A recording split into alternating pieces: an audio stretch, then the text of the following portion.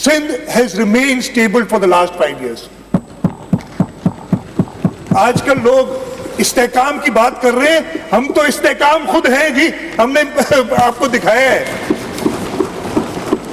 آپ کو میں اسٹیبلٹی کی کیوں بات کر رہا ہوں؟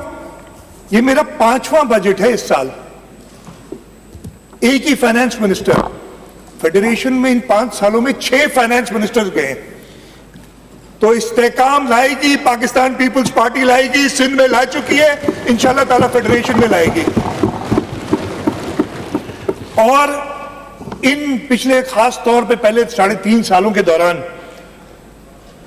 انہوں نے سمجھا کہ یہ جو اپنی سختیاں کرے, you your self still a victim of those, اور جو تنگ کر رہے ہیں پاکستان پیپلز پارٹی کو, تو شاید پاکستان پیپلز پارٹی جیسے یہ ریت کی دیوار کی طرح کچھ پارٹی ایک بکھر گئی ابھی, یہ کچھ ہوگا.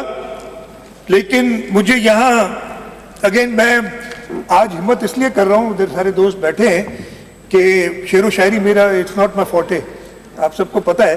لیکن اب نہ رؤوف صدیقی ہیں, نہ دوسرے جو فیڈرل منسٹر بن گئے, اب ان میں دم نہیں ہے, فیصل سلمانی ہے.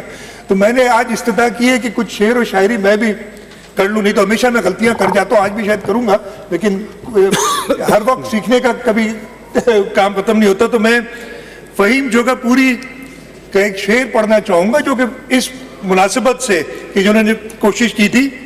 واقف کہاں زمانہ ہماری اڑان سے, وہ اور تھے جو ہار گئے آسمان سے.